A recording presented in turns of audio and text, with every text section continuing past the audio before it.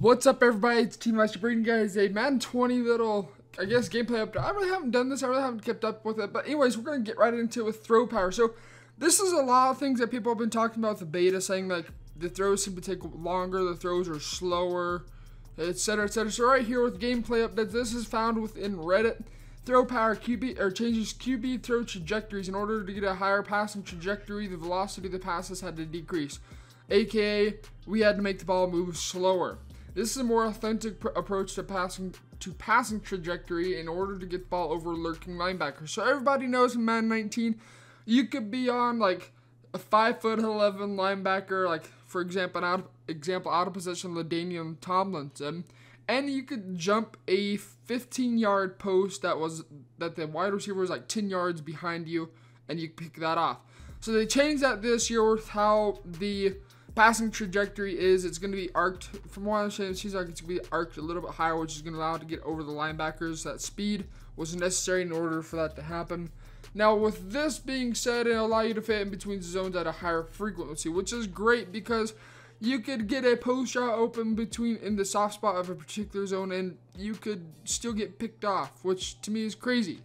So the 99 rating for throw power now equates to a throw speed of 55 miles per hour for bullet passes, which is down from 62 in Madden NFL 19. So I think that's actually a pretty big change that we're all going to have to get used to.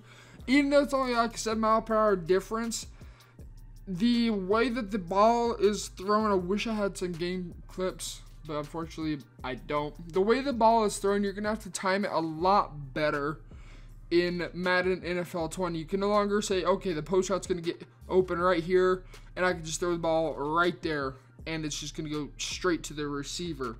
You actually have to, the way the ball is going to be thrown this year is kind of going to be pass-led, and the receiver, in a sense, is going to meet up to where the ball's thrown. So that's how a lot of people have been saying, okay, passing needs work done, because it's just a very inaccurate way to be thrown this year, unfortunately. So we're going to see if they end up patching that. Another thing I want to talk about is animation. So they haven't really said much at all about what animations have been taken away, what animations have been added. We all don't like animations at times, and we all love animations at certain times. So I don't know really what I feel about adding more animations. I'd rather have them just really strip it down, but yeah, you know, you just gotta kind of deal with it. One big thing is pass rush. That's another Hail Mary, but you're trying to get the first one to a receiver, get out of bounds, and give yourself a chance to set things up for an easier shot. And this is caught at the 20, and all the way down to the 5. So I'm kind of gonna jump around a little bit with pass rush. So it goes on. In today's NFL, the pass rush has changed how the game is being played and is the direct counter to deep routes and great quarterback play. We are bringing a more balanced and powerful pass rush to our game globally to limit the amount of time allowed in the pocket. And it will be even more intense when playing it against superstar pass rushers. This is a significant creative change to the balance of the game, and on average, this will force the offense to get the ball out and quicker on passing plays without consistently having time to wait for the second and third passing windows to open up, which is fantastic. So with that being said, if this is true, and if pass rush is actually finally notched up to where it should be, this means we won't have to worry as frequently about crossing routes. Now, of course, it's Madden, and sometimes you'll just get insane blocking. I'm sure that hasn't changed in Madden NFL 20. Other days, you'll get just instant pass rush. I would say the best way to practice this, guys, is get into practice mode. Work on your pocket presence. Stop scrambling and running 50 yards backwards, because, yeah, it's just not going to work out too well for you. But just to really stand up into the pocket, force you guys to use Tom Brady. He's going to be the GOAT of quarterbacks in Madden NFL 20 with all these hot route abilities he's going to have. So now, limits placed on lurking linebackers. This is probably the best thing I've ever heard. So we're going to go ahead and go over this. In addition to the throw trajectory tuning mentioned previously, we have also made some changes with jumping interceptions over the middle versus passing plays. Primarily, only defensive backs will be able to execute the athletic jumping interceptions in Madden NFL 20, while linebackers and defensive linemen will not be able to make acrobatic catches over the middle of the field. If a user tries to intercept a pass with one of these bigger defenders that he can't reach, The player will trigger a catch animation, but he won't reach the ball. Elway on first down. Almost able to intercept it. However, we have picked out the best ball in air LBs and have equipped them with a superstar ability to get them up in the air and make spectacular catches when applicable. So that's actually super good, because that means you can no longer you can't use like some average linebacker that really isn't known for catching, like Von Miller. He's known for his pass rush. You probably can't use a Von Miller to pick off a post route that's 10 yards or 20 yards behind you. That's great.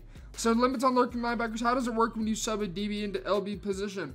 Currently, those players will be treated as a defensive back and have spec catch abilities. However, we have limited the number of formations where you can sub a DB into an LB spot and are actively working towards creating a bigger risk for doing this when trying to defend running plays. So, I have talked to a few people that have played the beta, and when they played, now given this is the beta, when they played the beta, they saw literally no penalty whatsoever for having a corner, or a safety in the box. So, guys, you're more than likely going to need to get used to nickel normal, big nickel, nickel 3-3-5. If you guys aren't using those plays, then, well, start using those formations.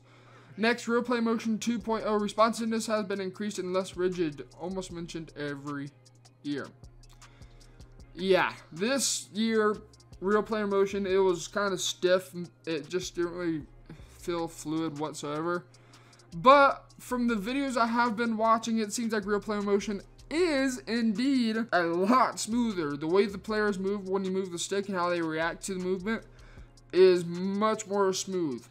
Now, strip ball, okay, this is going to be interesting. Strip ball mechanic reworks. So, strip ball requires proper timing to execute. Poorly timed attempts will result in a big failure, such as a missing the tackle. That is great because now you can no longer be like 3 yards behind the defender and somehow get a, hopefully this is what means where you get a warp animation to the defender and strip the ball. That just drives me nuts. I hate that. Oh, and here is probably the best thing. If you guys are sick and tired of having Lamar Jackson, Michael Vick, or any other fast, Kyle Fuller, those guys running 30 yards back, chucking the ball deep, well, it's going to be great to hear this. If a QB drops too far back, receiver icons will disappear. High cut haul comes with a bigger accuracy penalty. So, for you guys that are still thinking, oh, I could just run 30 yards back and be perfectly fine, well, I suggest stop doing that because, well, you're kind of just going to screw yourself over in the long run. So, they already talked about this with, everybody knows about RPOs, everybody knows about playbooks. EA, what they're wanting to do this year, what they didn't do so much, Madden 20, then Madden 19, they had the ability, although it's kind of new, so it was more so they were messing around with it. But Madden 20 throughout the year, they are planning on updating the playbook. So, playbook modernized to reflect their team's unique identity. Examples such as Ravens have more pistol formations with more QB runs because of Lamar Jackson, which is great that they're actually trying to make it unique to how the team actually runs. Because if I choose a playbook like West Coast and all of a sudden I'm throwing like 50, 70 yard deep bombs, that's not really how West Coast offenses ran. It's like a dink and dunk and then eventually take the top of the field. So hopefully that's true. Hopefully they really take a greater advantage of that. To be honest, they really didn't do a whole lot this year with that. So RPOs, they've been added. Everybody knows about that. You got alerts, peaks, reads, hot routes. This is what I like. Superstar abilities will allow for additional hot routes. Inside of specialized receivers will get 4 more hot routes when lined up inside but not outside. Interesting.